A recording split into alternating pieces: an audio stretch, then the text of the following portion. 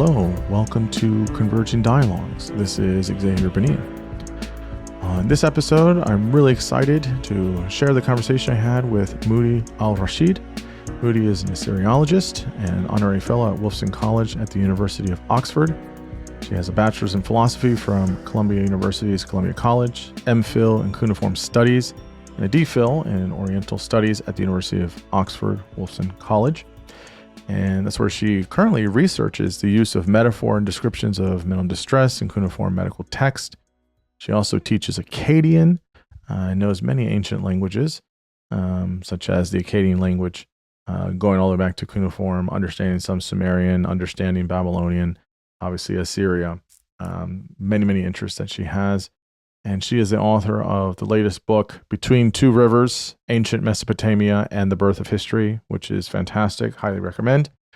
And I was really happy to talk with her on the podcast about all of these wonderful topics that I've been interested in for many years.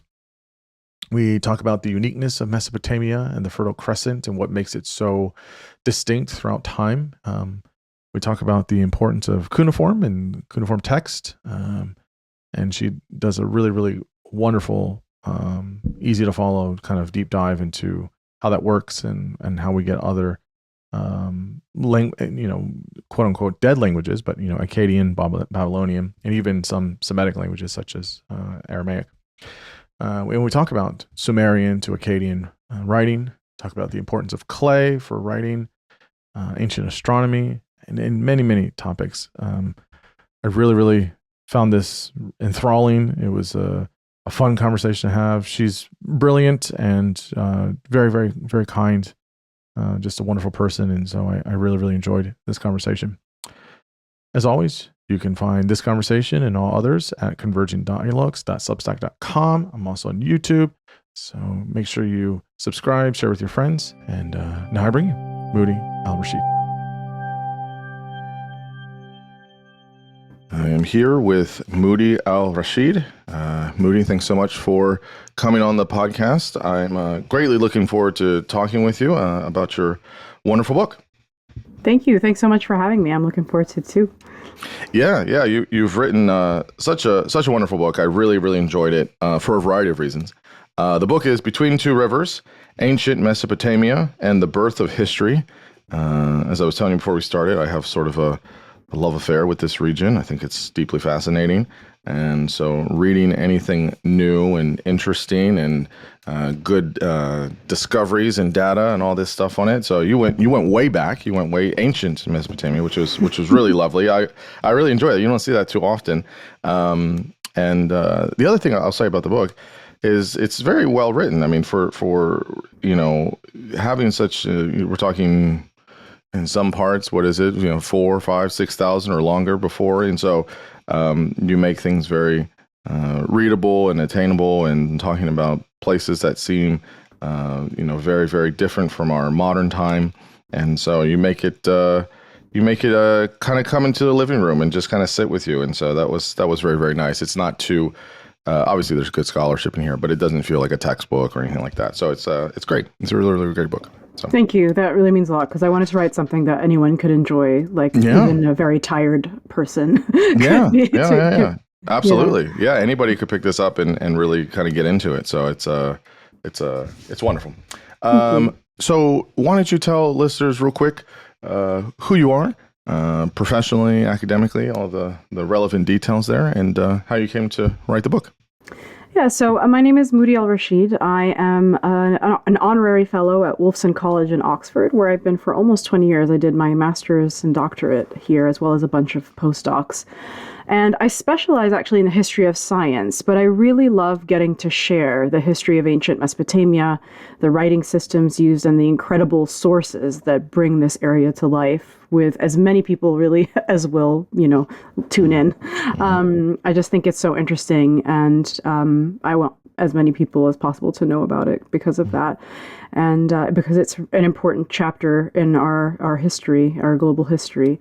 So I wrote this book because I wanted to share something I love ultimately, and I hope that I've made it sort of accessible and fun to read and human, because there are so many human moments that we get from the sources, which we can get into, that I think make studying this region so special. Is there anything about this history or this region in particular? You're saying you're kind of doing history generally, but do you mostly focus on Mesopotamia, or is it certain types of, is it the Sumerians, the Babylonians? Is there any kind of civilization, or is it just more regionally that you tend to focus on, or where does it kind of land for you? Yeah, so for my sort of public-facing stuff, I cover the region more or less from about 3000 BCE to 100 CE. So a huge swath. I don't know how to say that word. A couple thousand years. That's all. Yeah, that's all. No big deal. I mean, not sort of like as a specialist of every single decade of that, but my kind of day job is really researching the history of science and getting to teach that as well to students here. My focus is actually medicine, and I wrote my PhD on descriptions of mental symptoms, or symptoms with like a heavy mental component in medical texts, because there are thousands of medical texts from the first millennium BCE in Mesopotamia. So I kind of do a bit of everything, but my real love is the science, the history of science. Yeah, no, that's very, very nice. It's nice to see. Well, you certainly talk about many of the human stories many thousands of years ago, which humanity is interesting, whichever millennium you're studying humans. So that's there's some continuity there. Definitely. So, the big question, I guess, for some listeners is Mesopotamia, the land between rivers, the Fertile Crescent. Some people may know this from religious texts, such as the Bible or other places. I guess, how do you describe this region generally? You can describe where it is in modern day if you want, but what makes it, I guess, special? It's interesting. I'm curious for your perspective here, because I've talked to people that are other historians, but people that are geologists, people that are paleontologists, people that have studied the history of the Earth.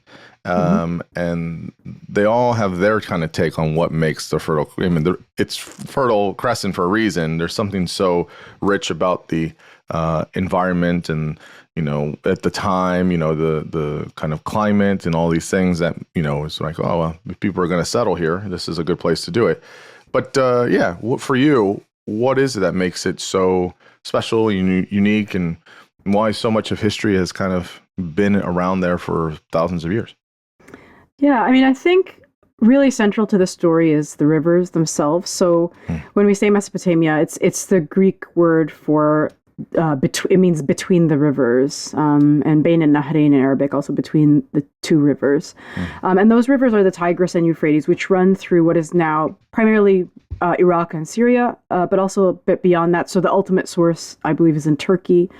And the two rivers and the surrounding environment had really fertile soil. So as you said, sort of geologically, it's very interesting because of the flow of the rivers and the deposits they leave behind really enrich the soil and create this ripe kind of landscape, but also quite difficult to manage because there was a lot of water at the same time. And water is good, but too much water is not great, and not enough water is also not great. So the sort of silty soil of the region created by the rivers was difficult to manage, but had a lot of potential, quite marshy and flooded often. The weather was also a bit unpredictable, as I understand it. It was either torrential rain or really dry. There was rarely kind of in between in the southern parts of the region. So the people in that area developed some interesting water management techniques in the kind of mid to late 4th millennium BCE. For example, they created canals, which is actually really, really difficult to do, digging up these canals that are effectively highways. There are ways to get within land from one place to another, and to move really heavy things from one place to another as well. But they helped drain the landscape a bit. And then they developed also irrigation techniques that meant they had a sort of more controlled water supply. So it wasn't just all or nothing all the time. Whereas, rain-fed agriculture further north, they didn't really need the same sort of solutions to the landscape and climate. And this attracted people to settlements in large numbers in the early period. So again, we're talking about around 3400 BCE. The number of settlements really increases in this area of southern, what is now southern Iraq, from the tens to the sort of over 100, and population density starts to concentrate in certain of these settlements. So the conditions, the rivers, the fertile soil, the various innovations led to ultimately such successful farming around 3400 or 3350 BCE that inspires other developments that center on the city of Uruk. So Uruk is often, in modern day Warka, is often called the first city. I don't know that that's accurate anymore, and we've excavated quite a few other, not like me personally, but archaeologists have excavated quite a few other sites, including in northern northern ancient Mesopotamia, that would qualify as densely populated settlements with infrastructure to accommodate them and all the other kind of boxes you have to tick to have a city. But the thing that makes Uruk special still is that alongside all these other developments, urbanization, successful agriculture, they also developed writing. And there's a wonderful sign, it's a bit faded now, at the site today that says, it's in Arabic and English, but the English reads, "The first written words started here," something along those lines. And I just think that's so lovely that the place is associated with what was essentially a technological revolution that that still informs what we do today. So Mesopotamia, to me, it's the rivers. That's one of the reasons I chose the title Between Two Rivers, because I think they're really central to the story.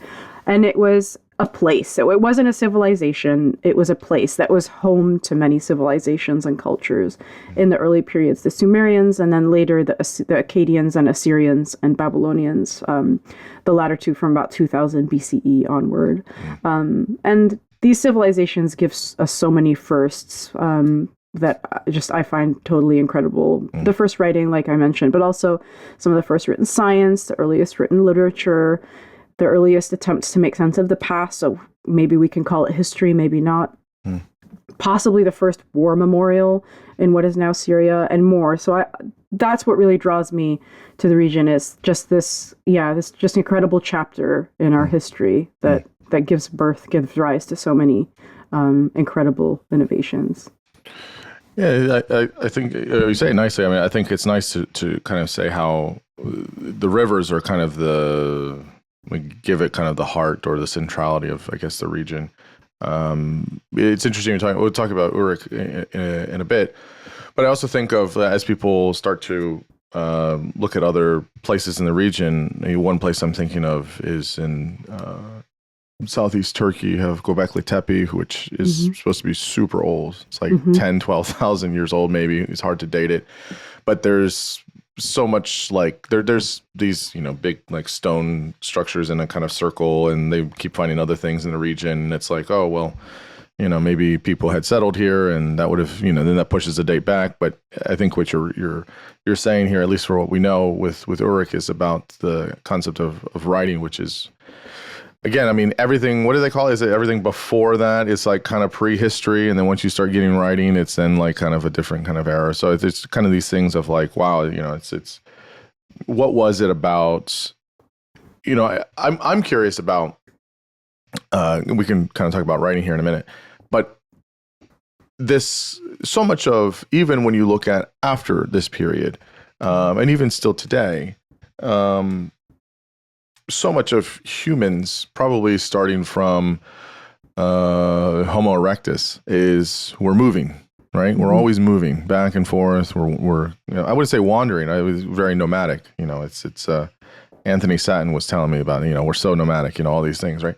So how much of it, when do you think there's a connection between, again, I'm not trying to make it kind of a very linear thing, but once people settle, or they set up shop, or they set up, maybe civilizations, or maybe just, cities or whatever, that then do we see writing, right? Not that if people are on the move that they can't write or they don't document things. Of course they do. But really what you're saying, kind of the things that make these places distinct, is kind of the writing piece, to like say, like, we're going to document these things, or we're going to put these things down, or maybe someone might be interested in this after or for, So I guess the question here is writing. Tell us about cuneiform, Tell us about why it was essential for really, I mean, the kind of precursor for many Semitic languages that we know, such as Sumerian and Akkadian and I guess Aramaic later down the road.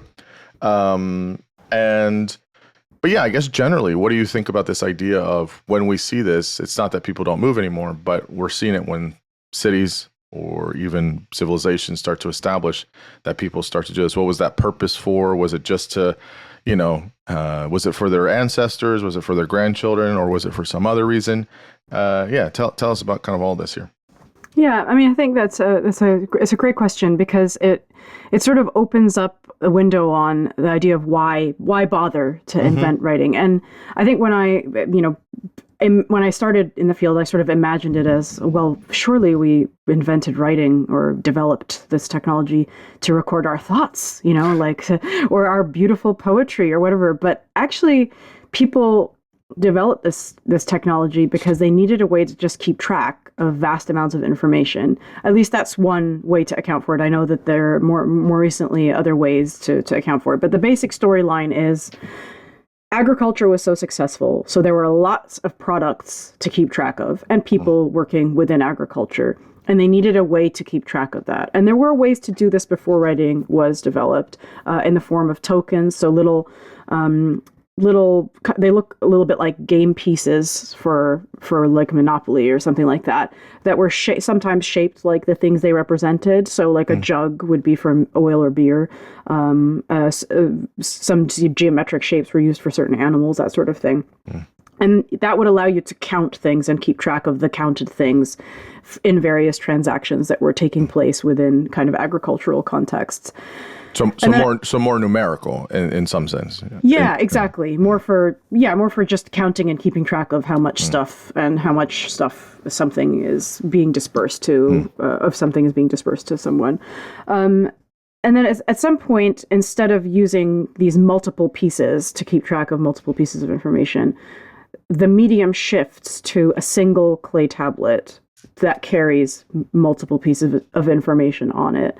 And these at first are just, as far as I know, they're just numbers. And the numbers are kind of impressed into the clay with the round end of a small stick of reed. And so they're basically circles or half circles or whatever you can do at different angles to create different shaped circles that represent numbers. And then eventually those get paired with things which are traced with a sharpened end of reed. So those early signs really look like the things they represent, like a stalk of barley looks like a stalk of barley. It's quite sort of almost a jug looks like a jug. It's quite easy to identify the things being referenced. And when it comes to, for example, things like people's names, eventually, the sexes attached to them, they would draw genitalia just to say, this is a male, this is a female. So the early text really, the characters, the signs reflect the things that they're representing. And so the writing gets developed in this way, as this sort of, step by step that we can really trace in the archaeological record. It's not sort of handed down by aliens or anything like that. It's like really, really clear how it happens. And it is basically just receipts, like to keep track of stuff. And I just find that so almost we're looking at 1,000-year-old receipts that people have. That's what we're exactly. And we're like utterly taken by them. And someone once asked me, like, do you think those people knew that they were at the forefront of this incredible development? And I thought to myself, well, these tablets were actually found in the equivalent of a pile of garbage. Like, they were used as fill underneath a later building, instead of, we would roll a cement truck over that would just drop cement into the foundation of a building. They just used garbage for stuff like that. And those tablets were part of that garbage pile. So I think it was just a business as usual type of thing, to have developed such a, incredible way to keep track of information.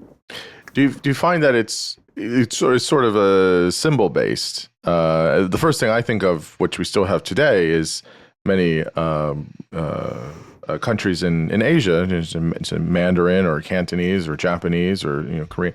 You see symbols. I mean, it's really what you're seeing.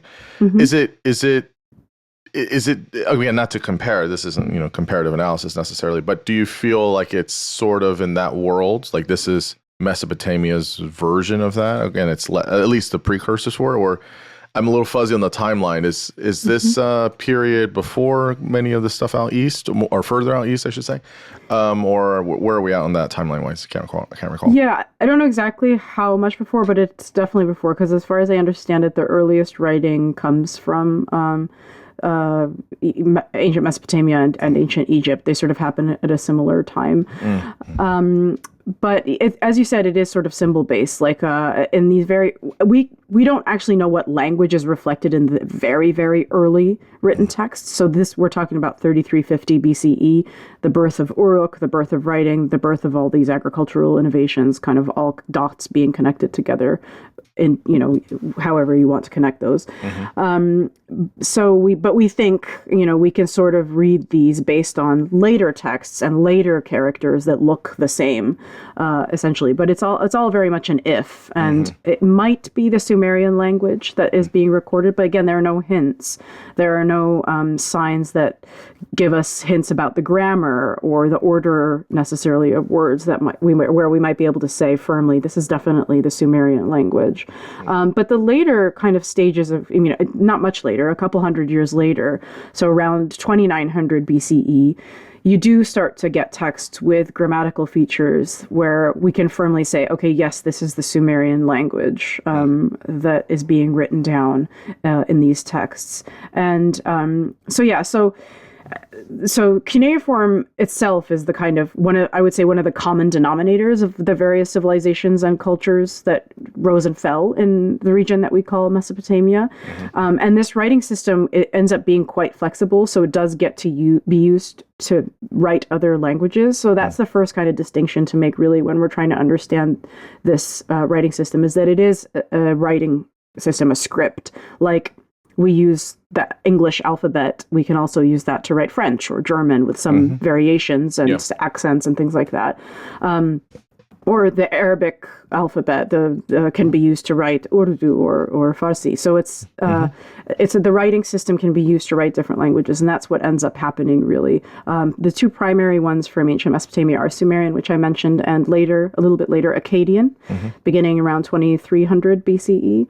But it gets used to write other languages in the region, like Hittite, which is an Indo-European language, related to English distantly, and Hurrian, another Indo-European language, Ugaritic, a kind of variation of cuneiform, which is another Semitic language, just like Akkadian. So it's a really interesting writing system, and thankfully it was written on clay, so it survives in such vast quantities that we have all kinds of sources that tell us in people's own words about what life might have been like between the two rivers in the region. Yes, super cool. Yeah, the tree of languages you're mentioning with Hittites, it's more Indo. And then it's more Semitic with all the other languages. So people have ideas about, there's usually one source, maybe one or two sources, and then they branch off, and then you have all these different languages, even till today, where you see, Slavic countries, and then you have, Germanic, and then you have Romantic or Latin based, and all. So I'm sure people can look it up. There's all these trees of where we get language. It's really, when you go all the way back, you start to see these forms, which is interesting, actually. When you look at modern day Turkish, has elements of kind of the old kinds of ways of using language. And then, obviously you have, as you were mentioning, Farsi as well, uses certain elements. So even today, you see the kind of ripples or traces of that. I guess one question here I have is, what about, typically when we think of writing, so when I was reading your lovely book, I was, like when I'm reading something that you're writing, it's a connection to how you're thinking. And many times we see, not always, but a lot of the times we're having this connection, right? Writing is the kind of bridge to thoughts. Again, not entirely, but a lot of the times. How much do we see here? Maybe not with cuneiform, because it's sort of a kind of, it could be in different things as you were describing. But when we start seeing other things like Sumerian or Akkadian or other languages, how much are we able to start maybe seeing kind of human thoughts coming through these types of writing? So I joked about how the earliest writing is essentially receipts instead of sonnets. But around the same time, scribes who were using this system were also making lists of words that they needed to teach the next generation of scribes or each other in order to standardize this system of recording information. And some have argued that these early lists already give us insights into how people were thinking and even philosophizing. So again, we're talking really early 3300-ish BCE. And the argument goes that some of these lists contain impossible things. So they're arranged thematically, and one of these lists is a list of vessels, of containers. And the way cuneiform works sometimes is that you'll have like a basic sign, like a vessel, for example, and inside the sign, there's a tinier sign telling you what is inside the vessel. So there's the sign for oil can be inside the vessel. The sign for, beer can be inside the bigger sign or character that represents a vessel. But some of these lists included things like a pig inside a vessel or a donkey inside a vessel. And that doesn't really make sense. I mean, it's possible to suggest that maybe they mean donkey fat or some other product, but there's no record of having used donkeys in this way or stored donkeys in this way.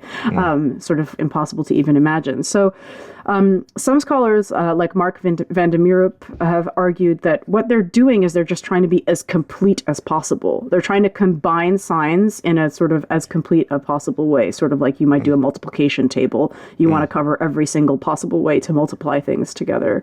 And that in doing so, they're creating like a new reality through writing, and they're experimenting with a new reality. So that's one possible way to answer that.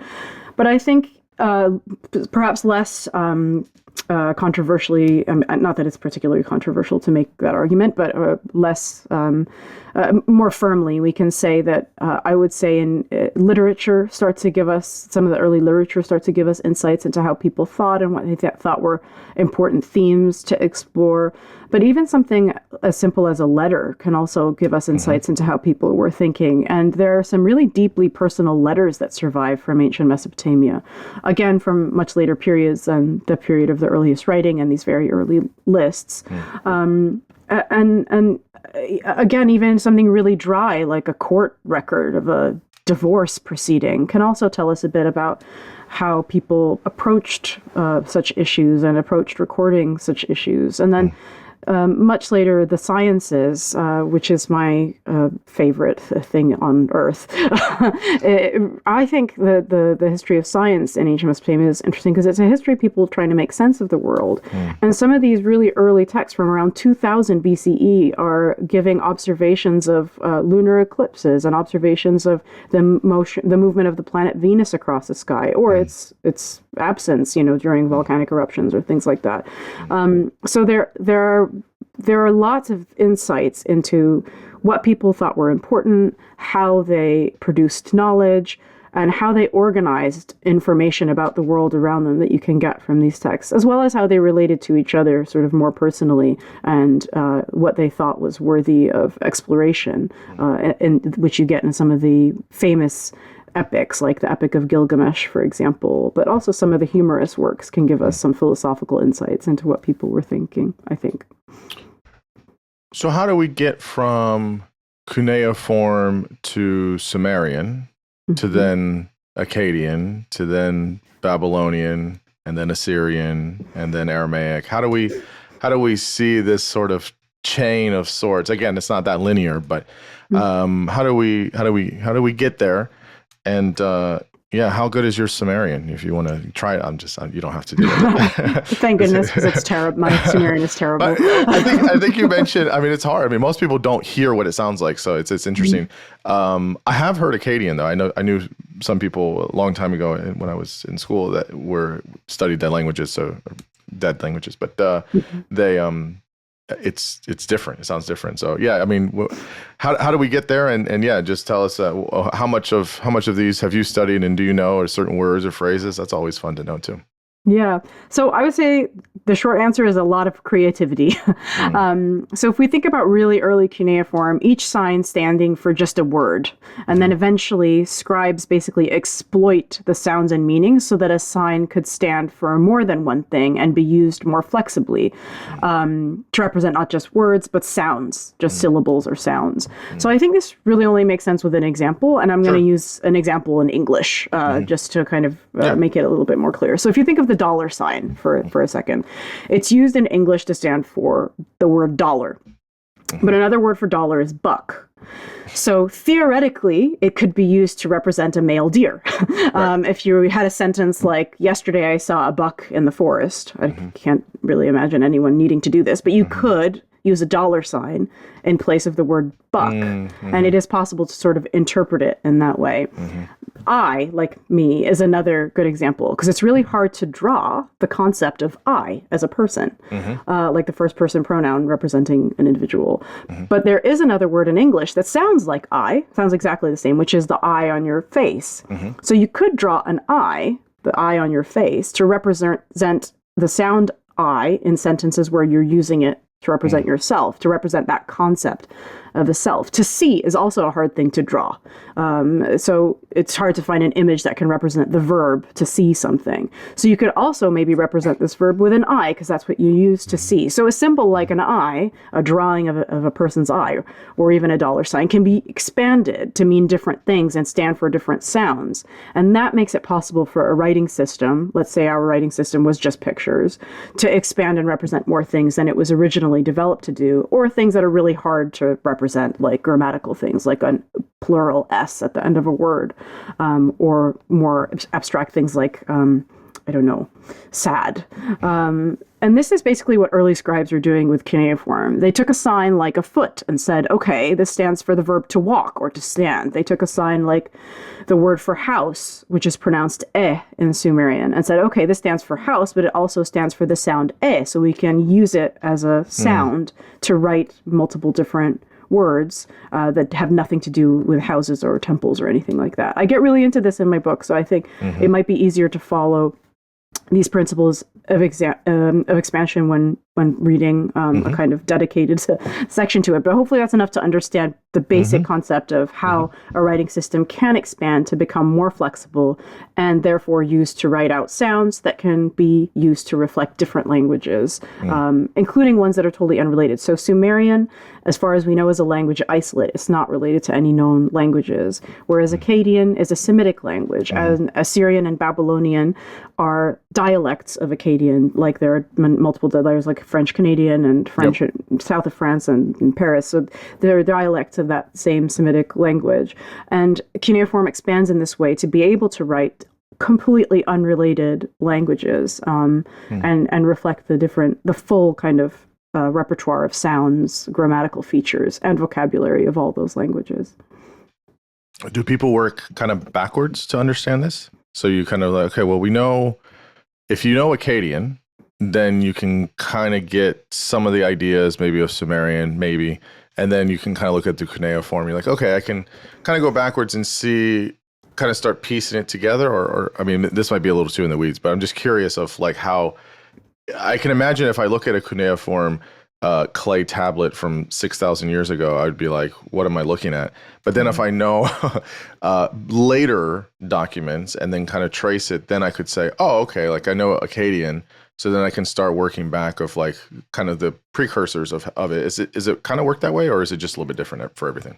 Yeah, sort of. So I think one kind of group of people we have to thank for why we can go from Akkadian and the signs that we do understand that reflect the Akkadian language back words into Sumerian is the Babylonian scholars who made these bilingual dictionaries and lists of words and how they were pronounced and what they meant. And then we sort of have to go a little bit further into the future to understand, well, how do we know Akkadian? And the decipherment story of cuneiform is actually quite disjointed and difficult to follow, but it's based in Iran, where there were lots of trilingual inscriptions. So like the Rosetta Stone had multiple languages on it and was used where, finding out what one or two words meant was enough to have a key to like decipher the rest of it. So similarly, these trilingual inscriptions throughout various sites in Iran, namely, famously Persepolis, for example, and then a very large rock face inscription known as the Behistun inscription as well. And these were all in cuneiform, so 3 blocks of text that were very clearly separated out. One of the languages is Old Persian, which scholars knew how to read because they knew Old Persian from other texts that were written in a totally different writing system that they knew how to read. One of the blocks of text was in Elamite, which we're still not 100% sure about. And one of the blocks of text was in Akkadian, which the early decipherers called Babylonian. And once they were able to find patterns in the Old Persian inscriptions, particularly the names of kings and quite boringly, the word of, they were able to then use the sounds associated with those signs to read parts of the Akkadian inscription, and then eventually decipher it, moving back and forth between the two. And then decipherment was really unlocked by someone called Edward Hinks, when he was able to match up the style, the font, effectively, of these huge trilingual inscriptions from Iran to the much messier font that's found on clay tablets, where he could say, okay, this messy sign equates to this beautiful sign that we see on this monument, and this messy sign is this one. And that meant there were thousands more texts that they could use to continue to decipher the language and confirm whether or not they got things right. And eventually there was a competition at the hosted by the British Museum, no, not the British Museum, the Royal Asiatic Society, something like that, where they gave 3 different scholars an inscription to translate. And they all sent back the same thing, working separately. So then they sort of declared, okay, this has been deciphered. So once we could read Akkadian, which was quite easy to decipher given all these sources that were to hand, we could then rely on the Babylonian school texts and scholarly works that tell us how to read Sumerian. And there are also lots of bilingual incantations and poems and works of literature that help us further our understanding of the Sumerian language, which is not fully deciphered yet. There is a joke that there are as many versions of Sumerian as there are people who study the language. So there are lots of ways to understand it. The Sumerians are deeply fascinating. It's a fascinating, people group civilization. So one of the things you mentioned in the book, which becomes really important in different ways, is clay. Clay is really, really essential here. We have clay tablets. In one chapter you talk about this key. How important was, clay generally for Mesopotamia, but then how much it became important for inscriptions, as you sort of mentioned, and how much of it can be, how that we can know that it's accurate information about the time? Is there, we're talking thousands of years, lots of wear and tear, lots of erosion, all these things. I'm sure there's certain things that don't make sense or whatever, but how do we, at the time, why did they decide to do it in clay as opposed to something else? And then, how are we getting it, thousands of years later? Yeah. So what I love about the history of the region is that the landscape really informs how the history has survived. So the same things that made the same kind of elements of the landscape that made the soil fertile also gives clay, which is, the rivers and the sediments they leave behind. And it's the successful agriculture as a result of the fertile soil that gives rise to the need to write things down, and the need to write things down, well, let's look at the landscape, and what's available is the clay. So clay, as far as we know, was the main medium for writing. There may have been, and some in later periods, some other media are referenced that just wouldn't have survived, like wax writing boards, for example. And why not, given its abundance in the landscape? Sure. And there are actually also in the later periods, there are images of scrolls used in like Neo-Assyrian relief. So Neo-Assyrian period is around 900 to 600 BCE. There are there are reliefs of scribes holding scrolls where they're probably writing in Aramaic. But primarily things got recorded in clay and sometimes also stone and metal and other objects. But what's interesting is that clay also finds its way into the content of what got written down in really meaningful and sometimes really beautiful ways. So creation myths. So there's a Sumerian creation myth that we call Enki and Ninmah, after Enki, the kind of god of wisdom and quite a mischievous character, and Ninmah, who's a creation goddess. There are a couple of them. So, and that's actually available to read online if anybody wants to find it on.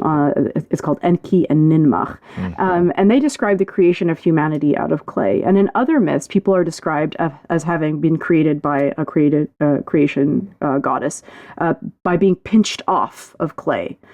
So, for example, there's another literary work that's sometimes compared to the Job story from the Bible. It's called, in Akkadian, it's called Ludlul Baal Namiki. And in that one, the goddess Aruru pinches clay off to create people.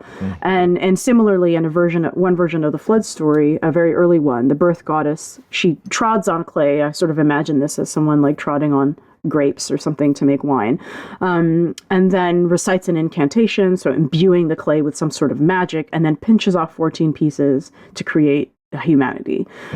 The fetus is also sometimes conceptualized as clay in medical texts. So medical texts, there are lots of medical texts that deal with women's health, particularly, so for example, periods, heavy bleeding, miscarriage, but also childbirth and the various challenges that can surround that. So the pregnant body is sometimes described as a vessel or a container where the clay fetus gets baked in a way to become a fully grown baby. We sort of use similar metaphors today, actually, if you think about it. Yep. We talk about a bun in the oven, or someone who's really fed up in the third trimester thinks, okay, this baby's fully cooked and needs to get out now. And then clay is also used in rituals. So there are certain tablets that describe rituals to ward off witchcraft, which can cause all manner of misfortune, including illness. And some of the rituals to deal with witchcraft are making figurines out of clay of the witch or the warlock or both, and then destroying them in some way, breaking them. And those are made out of clay. And in some rituals, actually, there are some really lovely ones against slander. Slander being like a really big deal. You don't want someone to say horrible things about you, can affect your reputation, your job, and other parts of your life. And in some rituals, you're supposed to make a clay tongue, and maybe figurines also of the person who's slandering you, and put them in a little clay boat and send them off into the river. And the idea being that they'll all dissolve, and so will the problem. So clay really finds its way in really interesting ways into the texts themselves, which are then also made out of clay. So it's really quite an important part of the landscape. And I feel like I went on such a tangent that I don't remember the original. No, it's good. No, it's good. No, that's exactly what I wanted. I wanted clay is such a big piece, and to know the multiple uses for clay and how it's used to document certain things, such as creation stories, history, documentation, science. It really becomes. But I guess the one question here, some people might ask, is well, how are you able to write all of that stuff in clay? I mean, this is, if we had a book, your book was, kind of short, it wasn't that long. It's just, just about 300 pages, which, a good sized book. How could you write that in clay? How could you write all these things? You know what I mean? Like, I guess that could be the question. And then also knowing, like, if you're using symbols, if you're using, if it's, let's say, Akkadian or maybe it's Sumerian, like, how are you doing all those symbols? Like, yeah, I guess the picture of it. And then the other question here becomes, well, we're probably not getting the entire, clay tablet in its original, condition. We're getting pieces or fragments of this. So yeah, how do we extract all of that from whatever we do have, and how is it able to be done that way? Yeah, great question. So funnily enough, it's actually really hard to write in cuneiform with like ink and paper. It's a bit bizarre to draw all these wedges out and all the different angles. But if you imagine impressing it into clay, so let's say you're holding a lump of clay about the size of an iPhone in your hand, and you've got this slightly sharpened reed stylus, just squishing the stylus in to make these wedges, you can actually do it quite quickly, especially if you're well practiced. I mean, anything takes practice to get it right, to do it quickly. But your question about longer works is a really interesting one, because if we just fast forward now to the first millennium BCE, so from about 1000 BCE to 0 BCE, there are a lot of scholarly works that are made up of more than one clay tablet. Some of them are really long. So there is a textbook of omens. It's a list of omens that are phrased as something like, if there is a lunar eclipse, then there will be war in Elam. Or if Venus is dimmed on her right side, then childbirth will be difficult. So it's a list of observations. Well, they're framed as observations of astronomical phenomena and the corresponding prediction for something on Earth that to us seems completely unrelated, but there are ways to explain it. And this list of omens, this collection of omens, is 70 tablets long. Wow. And it's divided into, I can't remember how many chapters, let's say 10 chapters, and for a total of about 70,000 individual omens. And this was copied more or less in the same order. It was sort of a standardized version that was found in different libraries throughout ancient Mesopotamia from the first millennium BCE. So they did have ways of kind of grouping tablets together, and they also had kind of corresponding, like a table of contents that they would keep elsewhere, that would say, okay, this textbook has 70 tablets. This other textbook has 40 tablets. It's divided into 6 chapters. These are the titles of the chapters. This is the first line of each tablet, so that a scholar can keep everything together. If you think of it like as a library, a librarian has to have all this information either in their heads or in a computer or in a Dewey Decimal System back in the day, to keep track of works that were collected in that library. So similarly with cuneiform tablets, there were tablets that were there were books made of clay that were multiple tablets long. They weren't bound together the way we would, but they were grouped together and used together. The Epic of Gilgamesh is another great example, because that's 12 tablets long, and each tablet is sort of like a chapter, and it's quite long. It's quite lengthy. I mean, it's not as long as a Hamlet or anything like that, but it's it is possible to have a multi-tablet work of literature, work of science, work of magic, etc. And they had ways of organizing those tablets to keep track of them in scholarly contexts. That's really fascinating, actually, how that's. You can see a system and how it's organized, and at this point you're starting to see more. I have to imagine, as we get further away from the early forms of this that we have or know of, then you're starting to get all these other things that people are writing things down. So you kind of see a build of sorts of like, oh, we're writing down more things, with whether it's science, whether it's divination, whether it's whatever it is, history, fables, tales, myths. Which is interesting. It's not just receipts anymore from the grocery store, right? Exactly. Right? It starts to become more expansive, which is really cool. Tell us a little bit. You mentioned it before. We talk about two places here. You talk about the city of Ur, and you talk about the city of Uruk. Again, city. Maybe just explain for listeners. A lot of the cities become sort of you tell me if I'm wrong in here. Cities become sort of a part of the identity of the culture and the civilization, and then with the language as well, right? Like there's a sort of like piece here, from what I understand, that's all kind of together. Tell us about, like, for example, there's a city called Akkad, right? Which and then you get the Akkadian language. I think in so there's another city for Assyrians and the Assyrian kind of empire. So yeah, cities become really important with kind of what I understand is the identity of the group or the civilization, and then also language, and then certain kings are named after the place and all these things. So tell us about, I guess, I mentioned two cities and we mentioned Uruk earlier. So yeah, tell us about the importance of, I guess, city, and then all the other things kind of come into play with what we're talking about in terms of, language and passing things down. Yeah, so cities, I would say, definitely have a sense of sort of identity, each one having their own kind of place in the bigger puzzle. So let's take Ashur, for example, which was the capital of the Assyrian Empire. So the Assyrians, the kind of earliest records of the ancient Assyrians begin around 2000 BCE, possibly a bit earlier. There's a wonderful book by Eckhart Fromm called Assyria, which I love, and I'm probably not supposed to recommend other people's book, but it's excellent.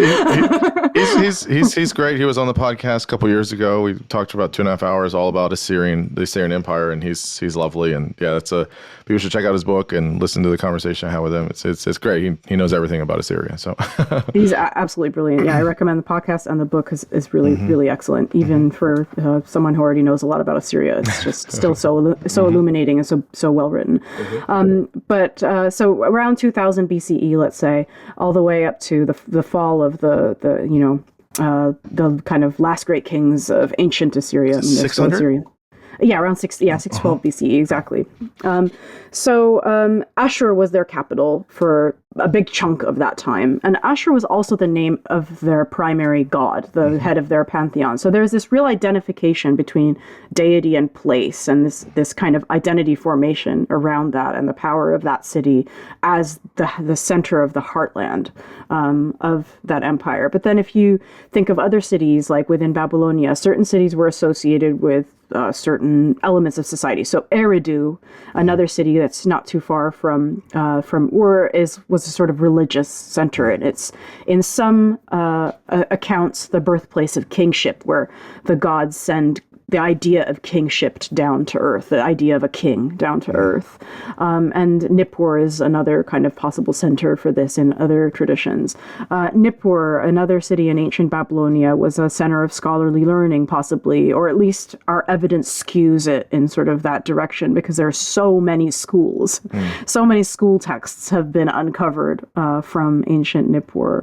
Babylon, the capital of the Babylonians, again, had its own symbolism. The incredible, the walls around Babylon, and the Ishtar gate, the gate that has, these incredible glazed bricks that were part of ritual, but also the main entrance. So it was, each city kind of has its identity, just like you can imagine today. I mean, we know today cities have their own identities, their own figures associated with them, either historically or today. So it was very similar back then. And some were centers of learning, some were centers of religion, some were centers of power, etc. Ancient Egypt has this too. There's a interesting connection with cities in Egypt, but ancient Egypt, but also the Nile River with kind of deities. There's this sort of, in my understanding, in ancient Egypt, there's this relationship between the place and the deity, as you're saying. It sounds like that was a common theme with in this period. So second, third millennium BCE in the region, which is, I guess, interesting that deities were very focused with specific parts of here on Earth or whatever. At least that's how the story goes. It's interesting. Yeah, definitely. And each city had its own kind of city god, like its sponsor, almost divine sponsor in a way. And for Babylon, understandably, as the capital of Babylonia, that was Marduk, who was the head of the Babylonian pantheon. For Ashur, it was Ashur, who was the head of the Assyrian pantheon. For Ur, for example, a little bit further south than these places, which a city that was on where the Persian or Arabian Gulf reached all the way inland, because it went further inland than it is today. It was the moon god Sin, or Nana in Sumerian, Sin in Akkadian. So every city had its kind of its divine god that was associated with that city, and some of them, like Isin, the city of Isin, it was a goddess, the healing goddess, was the main goddess of that city. So Gula, who is the patron deity of doctors, essentially, and there was a big healing temple there with a lot of interesting archaeology around it. So yeah, exactly right. It is kind of a neat feature to see some of the ways in which identity is there. So a few things here. You did mention a little bit there about some of these early ancient school clay tablets and what they tell us about former education, at least in the old Babylonian period. I think in this part of the book you mentioned Hammurabi, which is in the Louvre, right? I'm sure. Yeah, I've seen it in the Louvre, and it's how do I say it? It feels I'm not a spiritual person of any sort anymore, but it does have a sense of I don't want to say magic. That's too much, but it has this allure. It has this mystique to it. It's this. Is it obsidian? I don't know. It's this black stone, very tall. It's broken in a few places, but you see all the writing. It has a presence. It kind of sits there, kind of by itself, and it's you're looking. I mean, it's the Code of Hammurabi. Like, it's just like everyone knows about it, but when you see it, it's like there's an allure there. I don't know. At least for me, it was. I don't know. So, but you mentioned this as well about education or laws or kind of legal things or whatever. You know, how did this shape and form in these periods?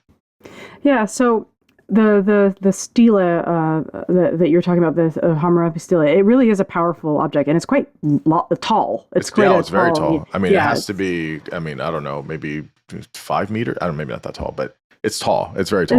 It's kind of imposing, and it's made of. I think it's diorite. I don't know. I don't know a lot about rocks, to be perfectly honest. I wish I knew more. It's a different type than you would see in the so-called West, so to speak. It looks very different. It looks like it's from another part of the world. That's, you know, it's like, oh, and it's not even another part of the world. It looks like it's from almost another time as well. Like it's like where, I don't know. I this is a little bit, maybe not to be insulting, but it does remind me of the what's the thing called? I'm drawing a blank. The thing in 2001: A Space Odyssey. The black. It's the black rock that just comes there, and it comes at different points in the film. It's not an obelisk. It's a. It will come to me. But yeah, it just like it has this like presence, and it's like this. You're right. It's like this powerful kind of like, I don't know, energy. Not to get all like, you know, mystical here, but it does have that kind of essence to it. Yeah, and I think what's so interesting about it is that we're not 100% sure what it was for. So it's a collection of laws. At the top of the stela is an image of King Hammurabi, who ruled in the 18th century BC, so the 1700s BCE, and he's receiving two symbols from the god Shamash, who is the god of justice, and the god of the sun. The sun being something that can see everything that happens and therefore very well placed to dole out justice. So Hammurabi is receiving the ring and the rod from Shamash, which may have something to do with measuring, or I'm not really sure what the symbolism is, or if we've even kind of agreed on what that could be. And then below this image, which is in relief, which is so beautiful, are legal provisions. It's a list of laws. Yeah. In an archaic script, so it's in a kind of old font, let's say, like using Gothic for in a I don't know, a Word document to make something look older. And they're really detailed. I mean, they cover, it's 300. I think it's about 300 laws, and they cover all kinds of legal scenarios. So construction, property, inheritance, assault, pregnancy loss, incest, witchcraft, marriage, divorce, nursing, you know, like if you have a wet nurse and you forget to pay her, perjury, and even medical malpractice. It really tries to cover everything. And each of these laws is phrased in the same way as those omens I mentioned. So if X, then Y. The first one, the first half of the first law is if a man accuses another man and charges him with homicide or accuses him of homicide, but cannot bring proof against him. And then the second half is they will kill that man. They'll kill the false accuser, because false accusation is a really big problem. It's wastes legal resources. It can ruin someone's life, etc. So it lists these laws as if-then statements. So the interesting thing about them is that there is no direct evidence that they were applied. So the everyday legal documents, the sources that record marriages, divorces, loans, lawsuits, etc., never refer to any of these provisions. That doesn't necessarily mean they weren't known about or weren't used as a guide. Sure. But what it does mean is they weren't legislation in the way that we understand it today. Maybe they just didn't feel the need to cite anything in writing. They just had a different legal culture than what we might see today or in other periods of history. But I think the consensus today is that this is more a scholarly document. This is more a document that Hammurabi commissioned to show that he was complying with the ideology of a good king. Because a good king in ancient Mesopotamia is a king who is pious, so he builds and renovates temples to the gods. It's a king who is good at statecraft and protecting the borders and or even expanding in certain periods. Expansion is associated with good kingship like the Assyrians. And a good king is just. And so this document may just speak to that self-presentation. And there is actually a really long prologue and epilogue that sandwiches these 300 laws, talking about, I, Hammurabi, did X, Y, Z, I am a just king, I protected the orphan and the widow, blah, blah, blah. So it may be part of his self-presentation more than an actual legal document. But one thing is certain is that it's a very scribal, scholarly document. It really speaks to a group of well-educated scribes who were asked to come up with this thing, and they use a lot of the tools academic tools at their disposal, including knowledge of omens and other ways of structuring information and producing knowledge, in this case to produce legal knowledge, to come up with this document to meet whatever it was that the king was after at the time. So it's a really interesting document that straddles ideology of kingship, legal culture, and maybe law itself, and schools and learning and scholarship. So I love Hammurabi's laws. And actually, when you learn Akkadian today, they start with Hammurabi's laws because the grammar is just so perfect. It's wow. Well, yeah, for someone who loves grammar like me, it's like a total nerd. It's like, oh God, it's so elegant. Yeah, I'm looking at it here when I was in the Louvre, and it's here. Oh wow, yeah, it's so big. And it's so big. I mean, this has to be maybe 3.5 meters. So what is that? About just under 10 feet. It has to be. And it's very smooth. I'm looking at it now. It's very smooth. You can tell it's very smooth. I mean, it's got cracks in it, but yeah, at the top, there's it's been carved out, and you have this shape of this really cool looking dude who's sitting on a seat, and he's talking to somebody else, and he's right at the top of it. And then, you have all of these characters from the top all the way almost to the bottom. Yeah. And it just wraps around. And again, very smooth rock. And it's just all very small letters. You have to get real up close to, I have to zoom in to look at all of it. But when you do, it's amazing. Yeah. It's deeply fascinating to see. Knowing that. I mean, when was this? What year do we think? Is this like 1750-ish BCE? Really long time ago. Earliest complete collection of laws. There are earlier laws, but they're fragmentary. So this is the earliest complete collection. I mean, say what you want about, Western, society, putting other people's stuff in their museums and stuff. I mean, whatever. That's a whole other discussion, which is fair. But it is amazing to see something that is, from the first millennium, I guess, BC. Which is incredible. Yeah. I guess tell us. There's a whole bunch of things you cover. Interesting chapter, which it feels very different than how we understand other things today. But there's the early forms of science, and I had a conversation about this with somebody, and I can't remember who it was, where we talked about early science in Mesopotamia had elements of divination, or I guess you could say magic in some ways. I think this is a little bit different, but divination, revelation, these were big concepts. I guess, how did it present in this period as opposed to how we know those things now?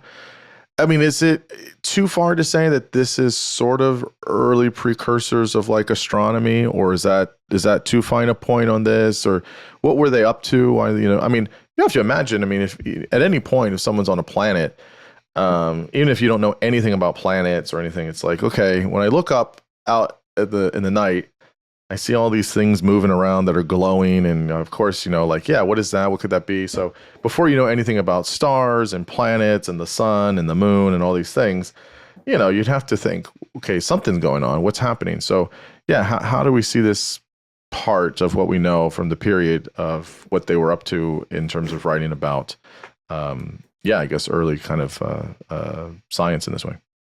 Yeah. So, I mean, I'm so glad you brought up astronomy because it's one of my favorite topics. But I think the point you just made about like trying to imagine like the night sky, and if we think about it, millennia ago would have been no light pollution. So I think something like 2,000 stars would have been visible. That. Mind blowing. Yeah, it would have been. Yeah. So, I mean, even without knowing what all those things are, it would have been just such a beautiful tableau. But I find it hard to wrap my head around how people notice that some of the dots moved night to night, because there are so many of them. And some of them moved together, like as a fixed pattern, which could be used to tell time and do all sorts of other things.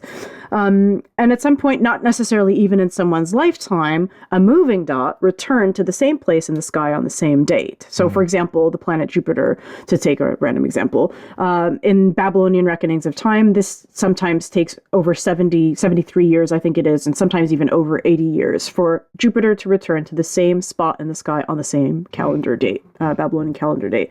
So how this whole enterprise really begins really blows my mind, because it must have been a multi-generational effort at like observing the skies and then making some mistakes in those records and then course correcting those mistakes and then committing whatever patterns you ended up deciding on to writing. And at first, those systematic records take the form of omens. So I mentioned that 70 tablet omen textbook earlier, which has lists of sentences phrased as if an observation, then the prediction. So if there's an eclipse, the king will die, for example. So this whole thing kind of begins as an effort to read the sky as a series of signs from deities, from primarily the gods, of events to come. So natural phenomena was basically a really elaborate system of signs that you need to be highly trained to interpret, and that you use these textbooks to help you interpret.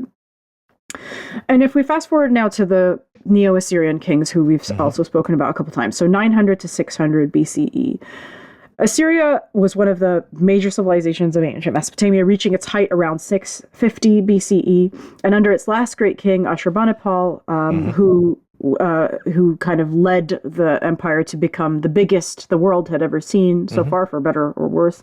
And part of his expansion and part of his success as a king was having this retinue of scholars who could interpret nightly observations to help him make decisions. So should I go to war with Elam? Will there be a coup against me? If we retake this lost garrison, will it be by force or will it be by, negotiation? So astronomers, and I call them astronomers, and you can call them different things, look to the skies for answers to these political questions to guide the king's choices. But eventually, they were looking at the sky so much they could predict other astronomical phenomena. So for example, there's a court scholar who worked under kings Esarhaddon and Ashurbanipal. So Ashurbanipal and his dad Esarhaddon. His name is Rashil the Elder. And he predicts in one text where Mars is going to be in a couple of weeks in a letter to the king. And he says to the king something like, until Mars moves into Scorpio or whatever it is, just be on your guard. It's not good. So there's still this element of earthly stuff, but he knows where Mars is going to be. He understands the patterns of the cyclical motion of the planets. And in another, he predicts an upcoming lunar eclipse. So... And then if we move further south in Babylonia around the same time, so 650 BCE, maybe a bit later, there are also records of nightly observations of the skies that are really, really rigid and really structured. They record where the 5 visible planets are. So those would be Mercury, Venus, Mars, Jupiter, and Saturn, what the moon is doing, how long lunar visibility is, if there's been an eclipse, and very rarely a meteor that's been like particularly bright, or a comet. And they also record events on Earth. And there are some really incredible moments preserved in these. We call them astronomical diaries. They called them the regular watching in Akkadian, which I love. And then around 450 BCE, the Babylonians developed the zodiac, which is effectively a spatial projection of their calendar. So the calendar divides the year, their kind of schematic calendar divides the year into 12 months of 30 days each. It's kind of a rough lunar calendar, but it's too complicated to wait for the new moon and announce it every time. Like, how can you know when rents are supposed to be due or how much interest to calculate? You just have to pick a number of days and a number of months, and that's the year. And they effectively project that onto the sky, and they divide the area of the sky where the planets and the moon appear into 12 sections of 30 degrees each, and that's the zodiac. So together with this kind of celestial coordinate system and the accumulation of observations over the hundreds of years in these astronomical diaries and the knowledge behind that, they invent mathematical astronomy. And I think that that's just like the coolest thing on Earth. And I literally, what makes me want to scream. It's just so interesting. And some of the math is really abstract. It's, largely it's algorithms that they use to predict where planets are going to be. And they give you instructions for how to make those calculations. But there are some tablets that have been recently, in the last 5 years, deciphered. And I say deciphered because even though we know how to read the language, these texts are really hard to understand, by Matthew Ossendriver. And he's found a group of tablets that are essentially describing or modeling the movement of Jupiter over the course of 60 days as the area of a trapezoid. And that's really abstract math. And I think it was originally thought not to have originated, if I can use originate one more time in that sentence, it'll be a world record, in the 1300s CE, so less than 1,000 years ago, by a Parisian mathematician called Nicolas, I think, Oresme. But they were doing this math in Babylon and Uruk in 300 BCE.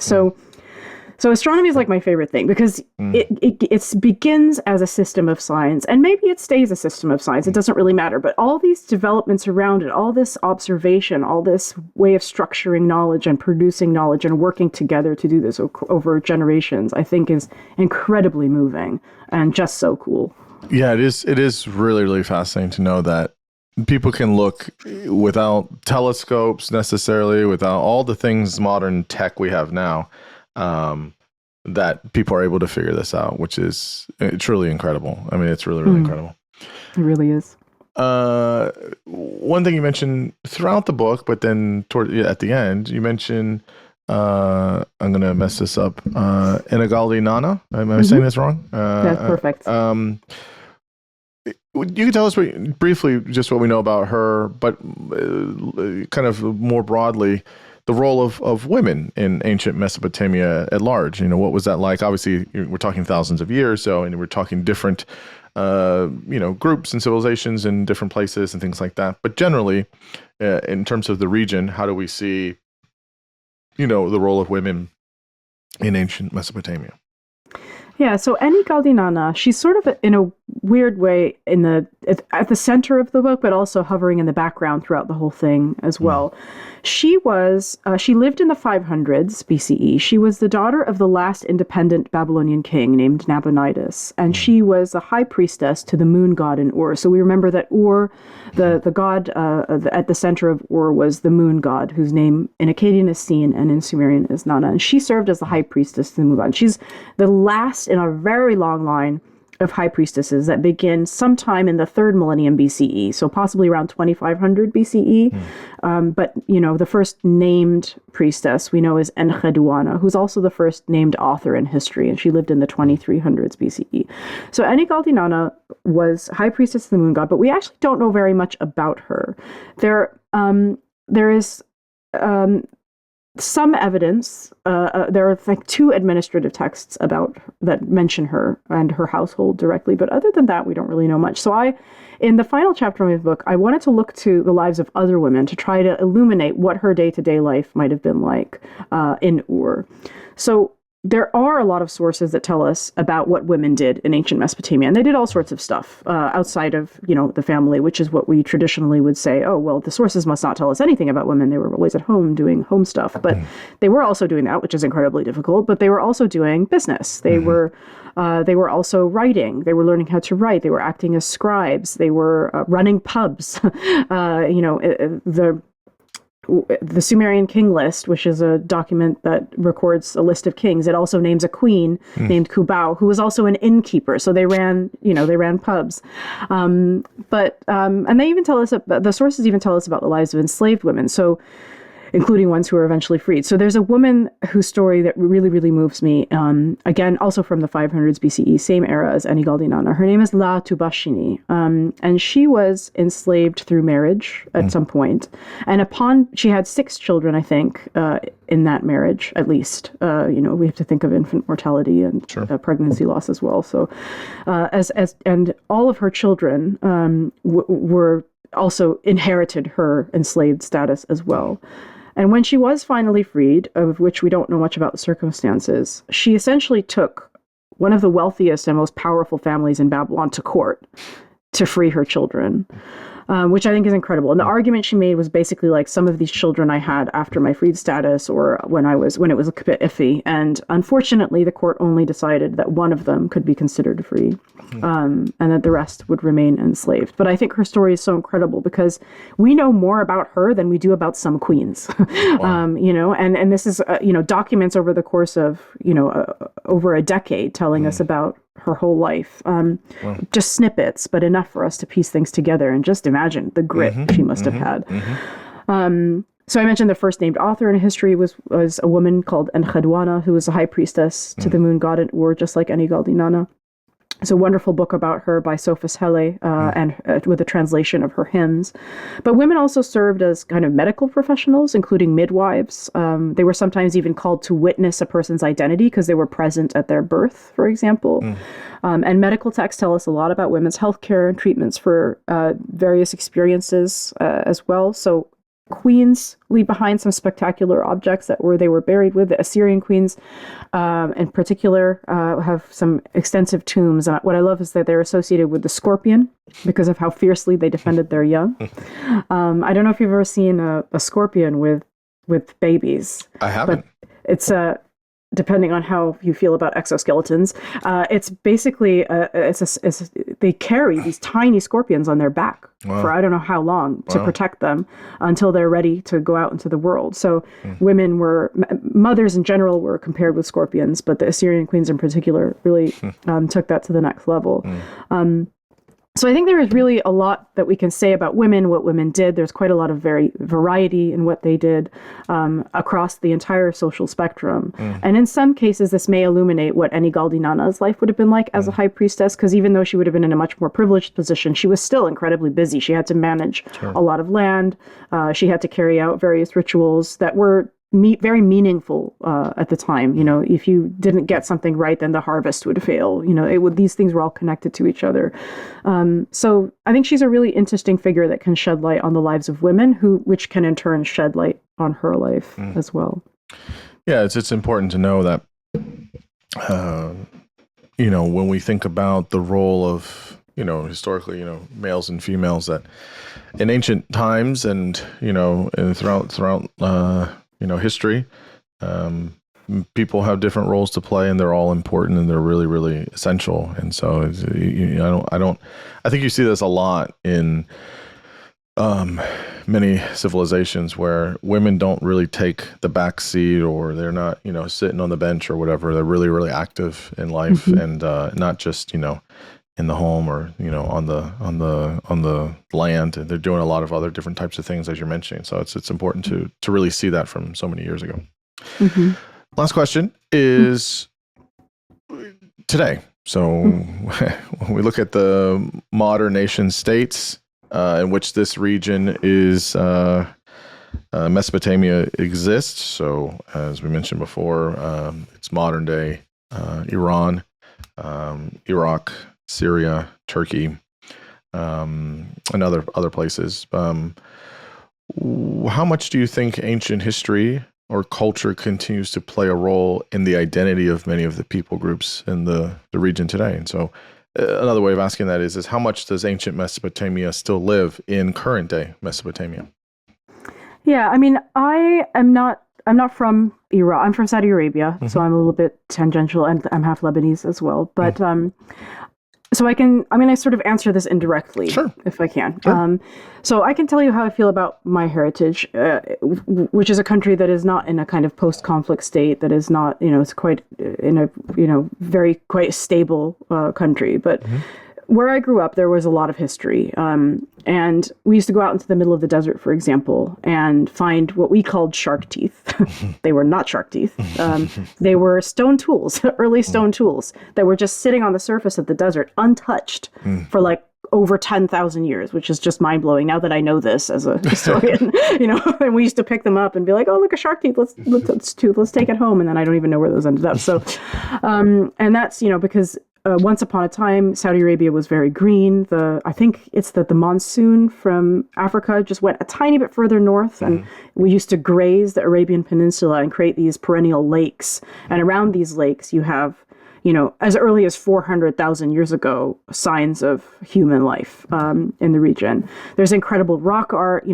One of my favorite facts, because I'm a dog lover, I've got 2 dogs behind me, is that the earliest depiction of dogs on leads is from a place called Shuwaymis in the High region of Saudi Arabia, the earliest visual depiction of dogs on leads. It's a hunting scene. And alongside this incredible art from a very long time ago, there are inscriptions in multiple alphabets, some of them mixed, showing people who were kind of bored, waiting for maybe the sun to go down so they could continue their journey, writing like, I was here, so-and-so was here. Really, a conversation from thousands of years ago that's still there on the stone. Some really interesting early Islamic inscriptions as well. So there's a lot of layers of history in Saudi Arabia, and I feel such a sense of connection to that past. Whether it's the tiny stone tools that I thought were teeth, or it's the inscriptions alongside rock art. I feel such a connection to that. So I can only imagine how deep that connection is for the people in the countries that today make up the region that we call ancient Mesopotamia, around the Tigris and Euphrates rivers. I can only imagine what cuneiform means to them. I mean, I get pumped about it. So I can only imagine what they feel when they see those tiny triangles and the worlds represented in those words, the lives that are represented in those worlds, what the ziggurats in the landscape must mean. Very different from what it means to me or to someone coming in from outside, Sure. So I think, I don't know how to answer that question. I think cultural heritage can be a really powerful tool in healing, in identity formation, in educational infrastructure. It can do lots of things, and I just know that in my own experience, I feel a real deep connection to my own country as well as to my field. As an outsider looking in. So. Yeah. Well, Moudhy, you're doing such wonderful work. Obviously, both generally and the work that you've done with the book, and it's great. So, big thanks for coming on and letting me download your wisdom for almost an hour and a half. I'm truly grateful. So big thanks. Thank you so much. It was lovely to get to chat about this stuff with you.